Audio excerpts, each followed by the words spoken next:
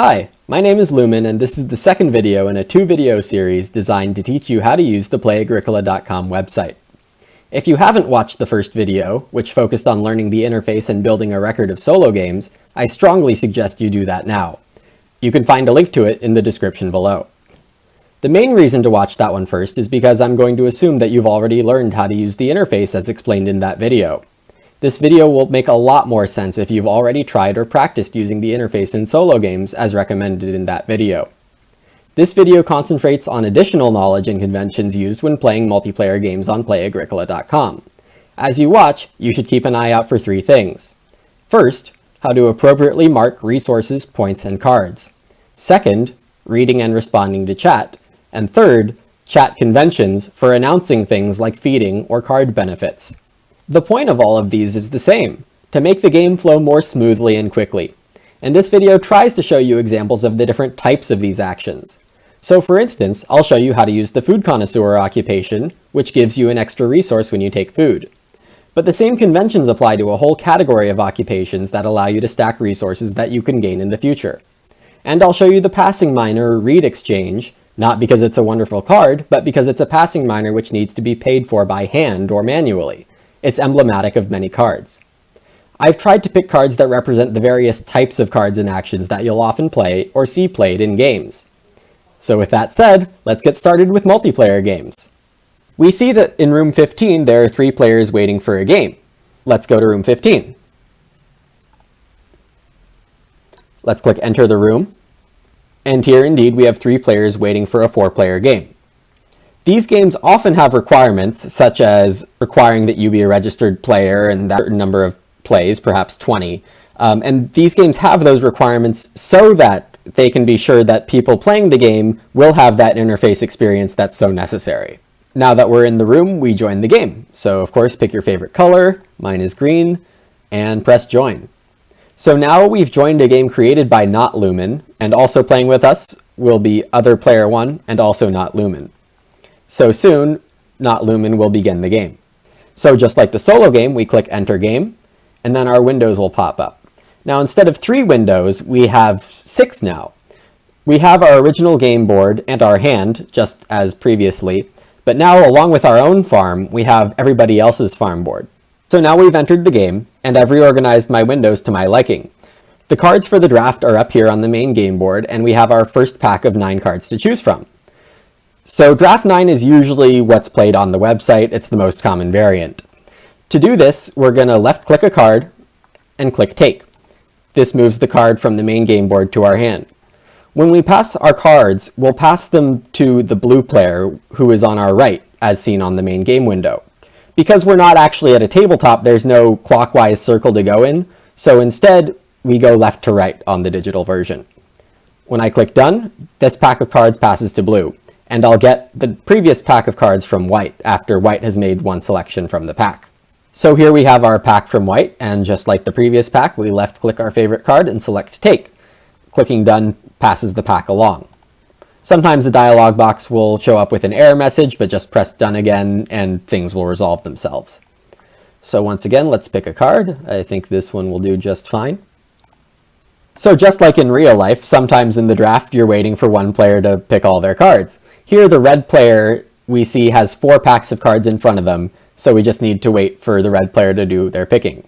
If the player is taking a long time, there's no harm in asking in chat if everything's okay. So I'm going to ask red, is everything okay?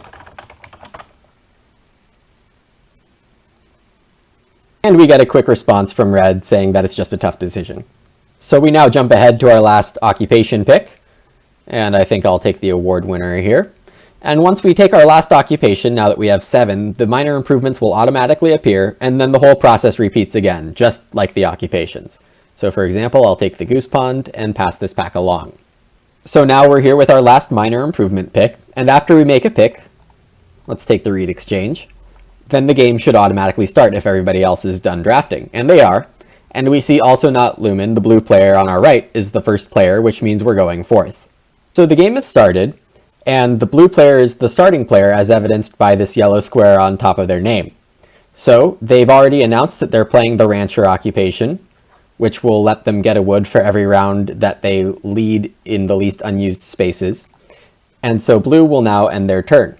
When they end their turn, we see that their peep is on the free occupation spot, and they've added the rancher to their farm. Now it's the red player's turn, and we see that they're announcing that they're playing the wood collector occupation, which will give them a wood for the next 5 rounds. When red ends their turn, you'll see wood on the next 5 rounds, like so. Red is putting their wood in the bottom right corner of each round, and this is the typical convention if you're in the last position on the main game board. For instance, white would place their items in the top left corner, I would put mine in the top right, blue would put theirs in the bottom left, and red puts theirs in the bottom right. So now it's the white player's turn, and play will continue just like that. Fast forward to the end of the round and talk about a couple things. So here we are with the last action of round 1, and with this action I'll show you how to do a passing card in the multiplayer game. So I'm going to drag my peep to start player, and I'm going to play the minor improvement read exchange. So I'm going to play it to my board so I can announce it, and then manually take the effect of it because there's no automatic way to do this. So I'll subtract 2 wood from my own farm and add 2 reed by clicking R twice, and then I'll end my turn. So you see also that the starting player indicator automatically moved from the blue player to mine. To also finish the effect of the read exchange, I need to pass it, and while we see the icon on the card passing left, again, the next player is on our right in this digital version of the game. So we're going to throw the card to the board and place it on top of the blue player's name so they know to take it. So now I can start the next round. We see also at the start of the round that the blue player announces plus wood for their rancher because they qualify for that wood. And also we'll see the red player in the bottom right corner pick up their wood when it becomes their turn. So we'll start new round, and round 2 is major or minor improvement, and we'll go on read stone food. With the next turn, we'll see this card removed from the board by the blue player, and play continues as normal. Now here in round 2, we see that the red player has played an occupation, the food connoisseur. And the food connoisseur is one of those occupations that lets you stack resources and take them off at certain times. So whenever they use day labor, fishing, or traveling players, the red player will take the top item off their stack and announce it in chat. The red player has helpfully put a fence piece here to remind everyone that this is their stack. So as a reminder, we want to stack items on the board and not our own farms because of the pay for all function. And the pay for all function will inadvertently take resources off your stacks instead of your supply. So we'll begin our turn and play an occupation, the master cook. So the master cook is an occupation that creates an action on the board just for me. So I'll want to copy this card and add it to the board so that I can signify on my turns when I use the master cook's ability. So I'm going to begin my turn and place my peep on the occupation spot. Of course, I have to pay a food. And to add a card to the board, I'm going to left click a card and send it to the board and put it on where round 15 action space would be. Now the shortcut is to click on your own hand and refresh the window. And this automatically recreates the card in your hand. So now I'll play it as usual and announce it in chat and end my turn. Here we come back to round 6, and to use the master cook with my first action, I'm going to begin my turn and drag my peep right onto the master cook. The effect of the master cook gives me 2 food and a guest to use later in the round, so I do this by clicking on my farm, giving myself 2 Fs for food, and a guest with K. And then I'll end my turn. So now before our next move in round 6, we want to notice a couple things. The red player has built a room and taken fishing with their 2 actions. They announced the room with their first action by typing it in chat, as is customary. And with their fishing action, they also announced that they get an extra food and an extra wood. The food came from their fish trap, and the wood came from the second good on the food connoisseur. We also want to notice that the white player took the plow action and added a guest to their farm, and this is because of their forest farmer occupation. And the forest farmer lets you jump from the plow a field space to any other space right before the next round starts by paying a wood. This happens 3 times in the game, and to do this, white has added the fuel marker, which you might recognize from Farmers of the Moor, and started it at 3. This is their second use of forest farmer, so they've decremented their marker by 2 already, and it's at 1. So this is how we know that there's only 1 use of the forest farmer left after this round. Here we find ourselves in round 8, and it's finally time for us to take family growth. So we see the turn before us, the white player took starting player and played the mini pasture. Now the mini pasture is a passing minor that allows the player to fence a space in their farmyard.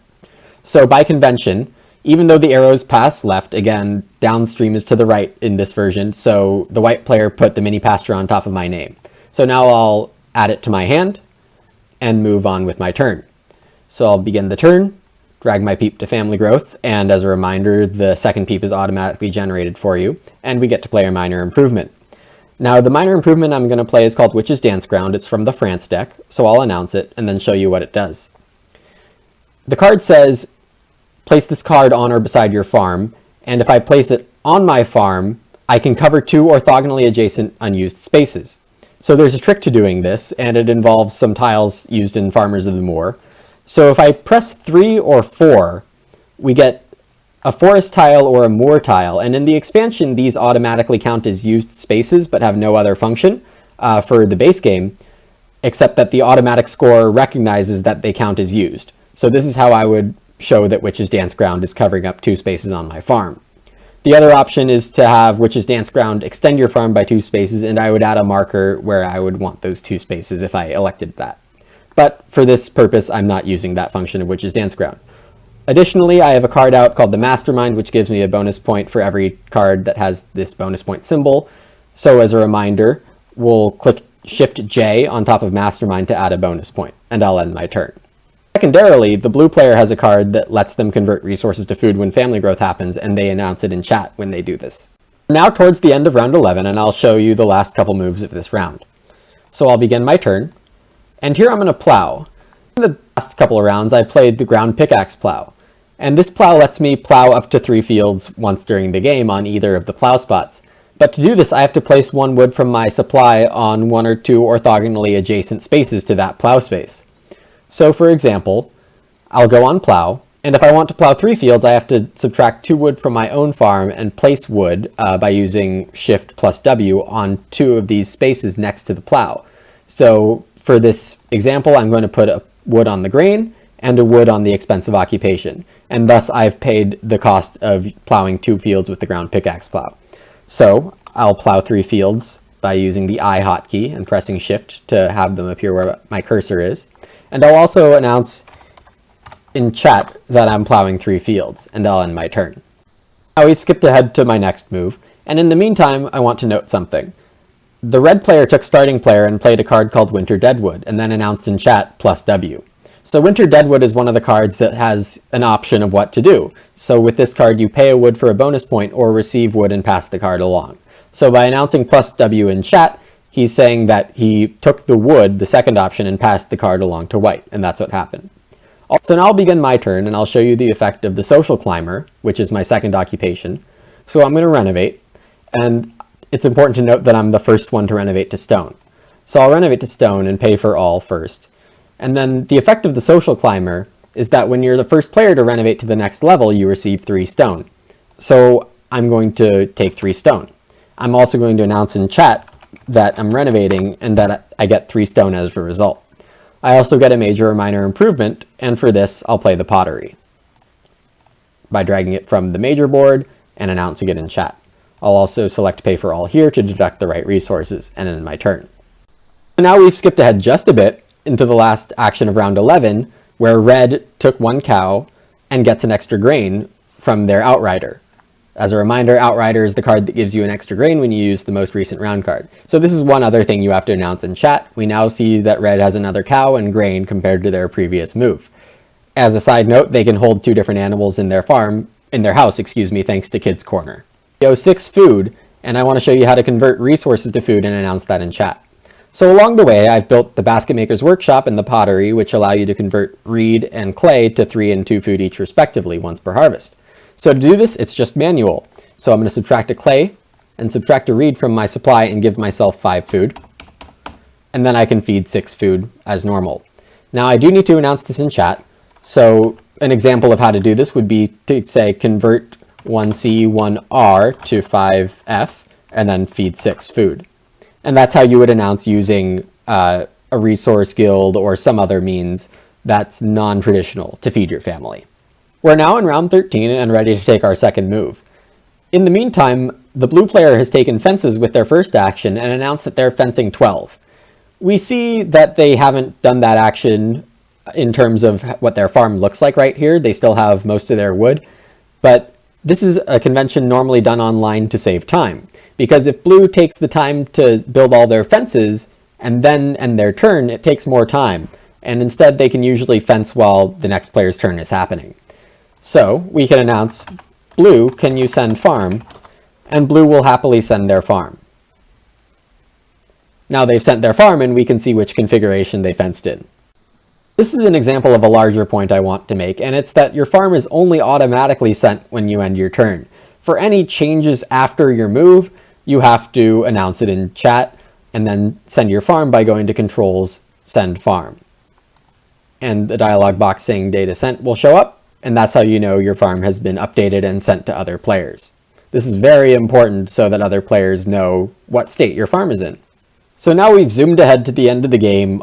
All players have harvested, fed, and bred, and now we've marked up the points on our farms. So bonus points for white, myself, blue, and red are all shown now, and we're announcing in chat our scores for the end of the game. Hit T, that's the shortcut for scorecard, and we see that we have 41 plus whatever bonus points we have. We've accounted for gardening enthusiast, and our bonus points for mastermind is 4. So I'll put in chat 41 base plus 4 equals 45, and of course good game to everybody playing. And it looks like blue also not Lumen won with 54, so we'll congratulate them as well. So now that the game is ended, blue will report all the scores through the dialog box that we saw in the solo game, and that'll be the end of the game. Well, now you've gone through some solo games and have seen some of the multiplayer conventions. There are many small things that come up once in a while. We've covered some already, but for the sake of review, I'll demo a few less frequently used things here. First, if you want to more closely read a card played on your farm, you can click it and zoom in. Like so. For other cards, or other farms, you can zoom in the same way by clicking on it and selecting zoom in. Second, for all hotkeys, adding the shift key will place the item where your cursor is. For example, if I want a field on the center spot, I press shift before pressing the key for field. You can use K to add a guest. This will add a guest in your house. The J key is used to mark points on cards, either for bonus points or those not automatically scored by the site. So for example, if I play Clay Worker, I'll add a bonus point to Tutor by pressing J. The 1 key is also used as a marker, often to indicate number of uses or number of uses remaining, like for the Forest Farmer. For instance, the Forest Farmer says place 3 arrow markers on this card, so I'll use the 1 key and put 3 markers on the Forest Farmer. The 3 and 4 keys allow you to mark a space as used for cards like Bonfire or Backyard Well, seen there. The benefit is that the site scoring recognizes a space with this tile on it as used and doesn't score it as a negative.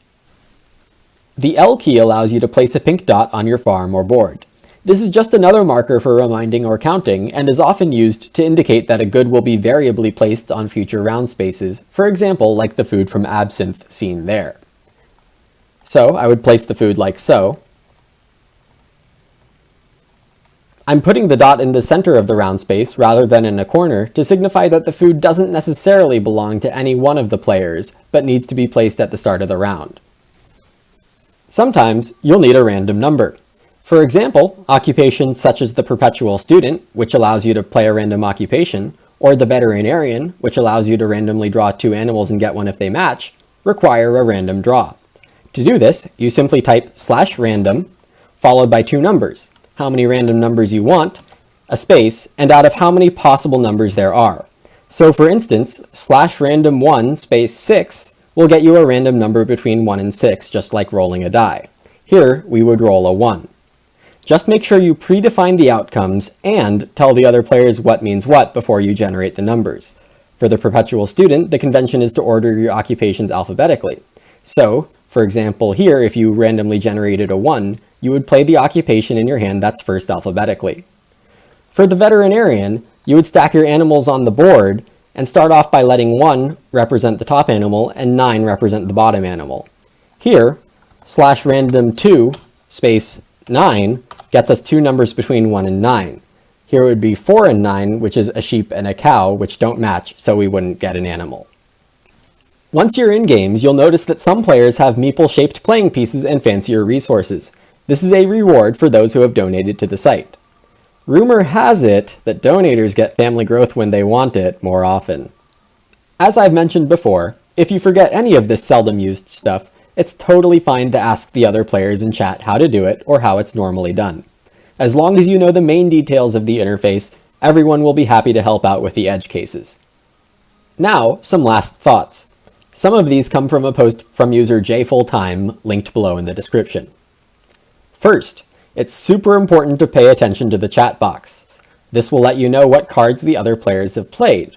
It's also a place where the other players could ask you questions like, can you renovate? Or how did you play that improvement?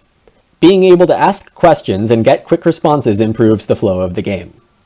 Rules questions are also addressed in chat. For instance, you could ask a question on how a card may be used and the other players will likely help you out. Remember that they are currently more experienced than you, so they likely know the cards a bit better. Also, don't hold up the game arguing a rule. Usually disputes will be settled by a majority vote of the players. If the vote goes against you, move on. It's just a game. Second, always be polite and respectful. This goes a long way and people will remember it. Don't ever rage quit a game. Quitting a game wastes everyone's time and players will remember. If you rage quit, even just once, you'll probably have issues getting into another game. Feel free to ask more experienced players questions if you're unsure. If you're polite and respectful, people will be more than willing to explain things to you. Remember that most people on Play-Agricola.com have a lot more experience at this game than you do. So, it probably makes sense to go with their rules interpretations for a while. If they're all saying the same thing, then they're likely correct. Go with it and move on. Later, you can check the rules compendium and the forums, which are linked in the description below. Lastly, don't forget to have fun, and I'll see you on the site.